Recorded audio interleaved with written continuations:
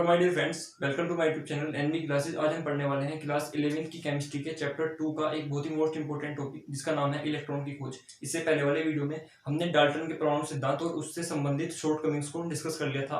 आज हम इलेक्ट्रॉन की खोज के बारे में पढ़ेंगे और ये बहुत ज्यादा इंपॉर्टेंट टॉपिक है। आइए इसको स्टार्ट करते हैं। तो जो हमारी इलेक्ट्रॉन की खोज है, इसको बताने से पहले मैं आपको बता दूं कि जो इलेक्ट्रॉन की खोज का जो टॉपिक है या फिर जितने भी टॉपिक्स हैं जो मैं आपको बता रहा हूँ, उन्हें आप वीडियो के साथ साथ नोट करते रहिए। आप एक अलग से नोट से अलग एक कॉपी पर उनको नोट करते रहिए। जिस वे में आपको मैं नोट करवा रहा हूँ, शॉर्ट पॉइंट में या फिर डायग्राम के मेथड से, उनको आप नोट करते रहिए। अगर आप उन्हें नोट कर लेंगे तो आपको जो आपके फेयर नोट्स हैं उनको बनाने के लिए आपको बिल्कुल भी प्रॉब्लम नहीं होगी और आप उन्हें आराम से उनकी सहायता से बना लोगे। तो आइए स्टार्ट करते हैं। तो जो हमारा टॉपिक है उसका नाम है इलेक्ट्रॉन की खोज। देखिए, इलेक्ट्रॉन थोड़ा बड़ा वर्ड है इसलिए मैंने इसको शॉर्ट में लिख दिया। तो इलेक्ट्रॉन की खोज हमारे टॉपिक का नाम है। तो आइए चलते हैं, कैसे इसकी खोज भी सब देखेंगे। तो बात है 1879 की। 1879 की बात है। 1879 में एक साइंटिस्ट हुए हमारे, जिनका नाम रहा विलियम क्रूक्स। क्या था? William crooks. अब विलियम क्रूक्स ने क्या किया? विलियम क्रूक्स को यह सूझा कि मुझे एक एक्सपेरिमेंट करना चाहिए और उन्होंने एक एक्सपेरिमेंट किया जिसे कहा गया विसर्जन नली का प्रयोग। क्या किया इन्होंने एक प्रयोग किया जिसे कहा गया विसर्जन नली का प्रयोग।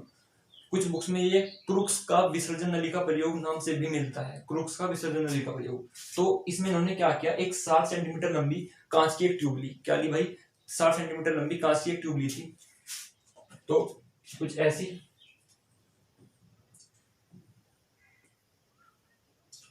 इसमें इन्होंने क्या किया, 2 प्लेट लगाई इस तरीके से। इस प्लेट को, ये तो थी आपकी प्लेट P1 और ये वाली प्लेट थी आपकी P2। ये आपकी माइनस प्लेट थी और ये प्लस प्लेट। इसको कैथोड नाम दिया गया, इसको एनोड। और सिंपल बात है, जो माइनस की प्लेट होती है, मैं आपको बता दूं अगर आपको नहीं पता है, उसको हम क्या बोलते हैं? उसको हम बोलते हैं भाई कैथोड।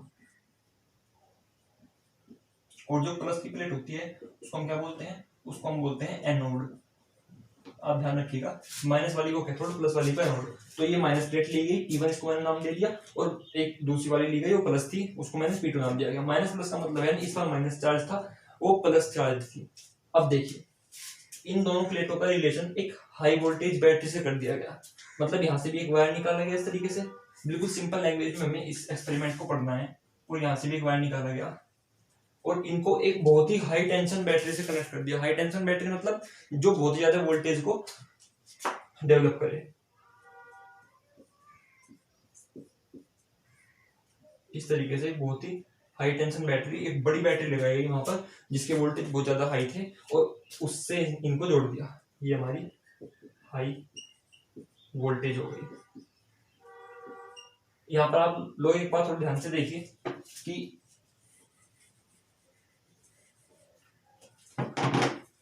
जो हमारी माइनस वाली प्लेट है उसको बैटरी के माइनस टर्मिनल से कनेक्ट करेंगे और जो हमारी प्लस वाली प्लेट है उसको हम बैटरी के प्लस टर्मिनल से कनेक्ट करेंगे। जो ये बड़ी वाली लाइन होती है इसको हम बोलते हैं प्लस वाला टर्मिनल, छोटी वाली को बोलते हैं माइनस वाला टर्मिनल।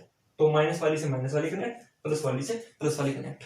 अब क्या किया गया, इसमें प्रेशर को कंट्रोल करने के लिए यहाँ पर एक वैक्यूम पंप की व्यवस्था कर दी गई इस तरीके से।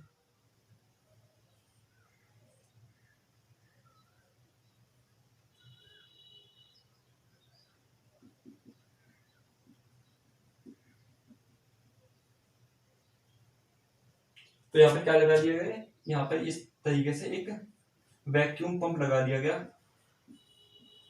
हिंदी वाले भी इसको डायग्राम में इंग्लिश में नाम लिख सकते हैं, कोई दिक्कत नहीं है। यहाँ पर वैक्यूम पंप लगाया गया, यहाँ पर हाई वोल्टेज बैटरी, 2 प्लेट लगाई गई, 60 सेंटीमीटर लंबी अप्रोक्सीमेटली नली थी और कांच की बनी हुई थी। अब देखिए क्या किया गया, जब इसमें करंट को फ्लो किया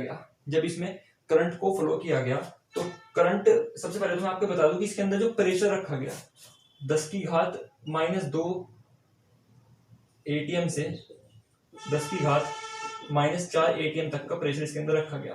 क्योंकि इतना कम प्रेशर इसलिए रखा गया ताकि इसके अंदर इलेक्ट्रिसिटी का चालन हो सके। क्योंकि यहाँ पर क्या है, यहाँ पर एयर है, और एयर में क्या होती है, बहुत सारी गैसें होती हैं। तो एयर में इलेक्ट्रिसिटी का चालन यानी विद्युत का चालन, बिजली तभी चल सकती है जब वोल्टेज बहुत ज्यादा हाई हो और प्रेशर बहुत ज्यादा मिनिमम हो। क्या हो? प्रेशर बहुत ज्यादा कम हो, तभी एयर में इलेक्ट्रिसिटी फ्लो हो सकती है।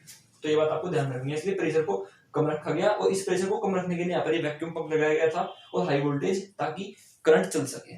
बस ये यहाँ पर बात थी। अब क्या हुआ, यहाँ से कुछ रे निकली, इस वाली प्लेट से, माइनस वाली प्लेट से प्लस वाली प्लेट की ओर कुछ हमारी किरणें निकली इस तरीके से।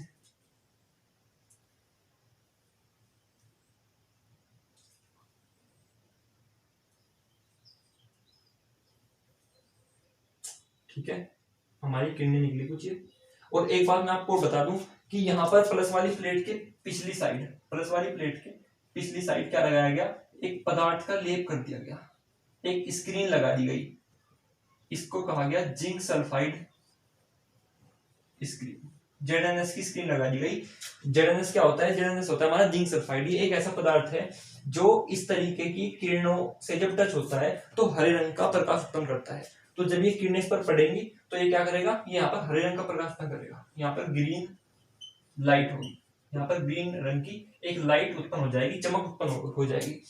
तो जब अब ये जो किरणें होती हैं ये हमारी रेज हैं। क्या है? रेज हैं।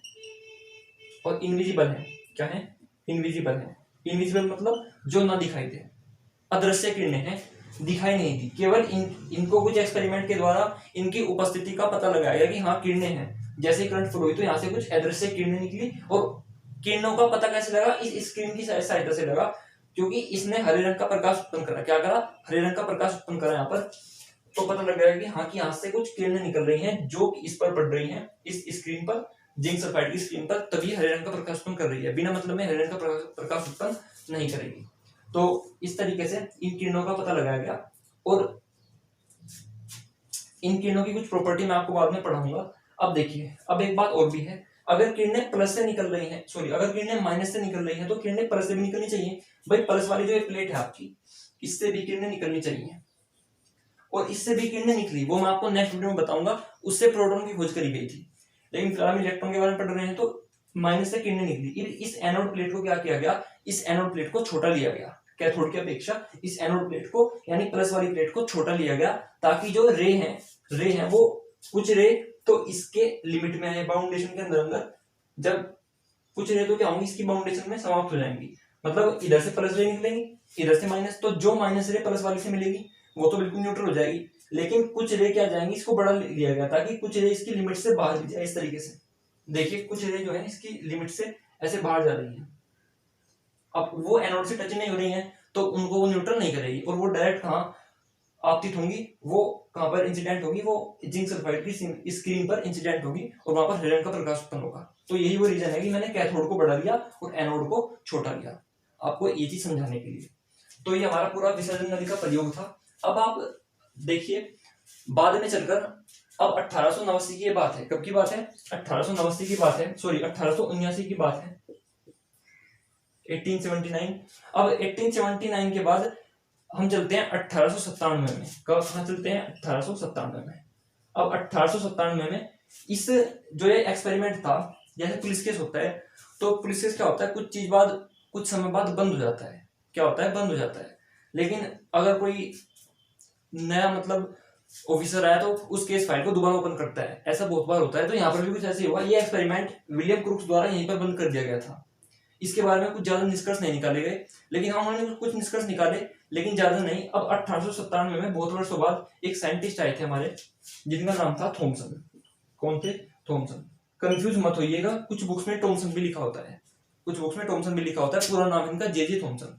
तो इन्होंने क्या कहा, इन्होंने इन रे के ऊपर बहुत सारे एक्सपेरिमेंट किए। इस एक्सपेरिमेंट को उन्होंने पढ़ा, और ये जो रे थी इनके ऊपर बहुत सारे एक्सपेरिमेंट करे, इनका अध्ययन करा पूर्ण रूप से, और कुछ निष्कर्ष निकाले। क्या?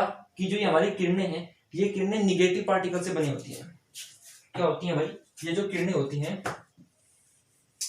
जो हमारी किरणें होती हैं, वो निगेटिव होती हैं। कैसी होती हैं? निगेटिव होती हैं, यानी बहुत सारे निगेटिव पार्टिकल से मिलकर के वो बनी होती हैं। उन्होंने ये निष्कर्ष निकाला था, किसने? जे थॉमसन ने। अब उन्होंने कहा कि ये रे निगेटिव होती हैं। अब उन्होंने कुछ अध्ययन करा होगा, उसके बाद उन्होंने बताया कि हाँ ये जो किरणें हैं वो निगेटिव हैं। अब उन्होंने ये भी बताया कि ये जो निगेटिव पार्टिकल्स हैं जिनसे मिलकर के बनी हुई हैं उनको हम क्या कहते हैं, उनको ही हम इलेक्ट्रॉन कहते हैं। तो इलेक्ट्रॉन का नाम किसने दिया था, इलेक्ट्रॉन का नाम दिया था थॉमसन ने, ना कि विलियम क्रूक्स ने। इलेक्ट्रॉन नाम 1897 में पड़ा था, लेकिन एक्सपेरिमेंट किसने किया था, विलियम क्रूक्स ने करा था 1879 में। लेकिन पता कब लगा, 1897 में। तो इसलिए आपको बुक्स में 1897 जे थॉमसन का नाम मिलता है इलेक्ट्रॉन की खोज के समय। अब जिसने कार्य को पूरा किया, अब विलियम क्रूक्स ने तो एक्सपेरिमेंट करके मतलब एक तरीके से उसको बंद कर दिया था। अगर हम देखें जैसा बुक्स में है, तो बाद में अगर थॉमसन ना आते तो एक्सपेरिमेंट शायद ओपन ना होता, या फिर कोई और ओपन करता तो फिर उसका नाम आता। लेकिन थॉमसन ने इस एक्सपेरिमेंट को आगे जारी रखा और इनको कैथोड, ये जो रे है कैथोड की तरफ से निकली थी, इनको बताया कि निगेटिव पार्टिकल से बनी हुई है। तो थॉमसन ने तो हमें बताया कि इलेक्ट्रॉन ये पार्टिकल्स हैं, तो इसलिए थॉमसन का नाम आपको वहां पर मिलता है। तो थॉमसन ने क्या निष्कर्ष निकाला कि ये जो किरणें हैं ये निगेटिव हैं, ये बहुत सारे निगेटिव पार्टिकल से मिलकर के बनी हुई हैं। इन निगेटिव पार्टिकल्स को हम इलेक्ट्रॉन बोलते हैं। और इन किरणों को उन्होंने एक स्पेसिफिक नाम दिया, इन किरणों को उन्होंने एक स्पेसिफिक नाम दिया, क्या, कैथोड किरणें। भाई कैथोड से चल रही हैं तो कैथोड किरणें, उन्होंने इनको नाम दे दिया। तो ये आज हमारा पूरा टॉपिक था, और इस टॉपिक का कुछ पार्ट शेष रह गया है। एक तो ये जो रे होती हैं उनकी क्या क्या प्रॉपर्टीज होती हैं, और कुछ इलेक्ट्रॉन का चार्ज मास रेशियो, बहुत सारी चीजें इसमें रह गई हैं, वो मैं आपको नेक्स्ट वीडियो में क्लियर कर दूंगा। फिलहाल आज के लिए आप लोग इस डायग्राम की प्रैक्टिस कीजिए, इसमें क्या क्या चीज थी उनको समझिए, और कैसे विलियम क्रूक्स ने फिर थॉमसन ने निष्कर्ष निकाले उनको पढ़िए। बाकी बचा हुआ टॉपिक मैं आपको नेक्स्ट वीडियो में बताऊंगा। मिलते हैं आपसे नेक्स्ट वीडियो में, और चैनल को जितना हो सके लाइक, सब्सक्राइब और शेयर जरूर करें। धन्यवाद।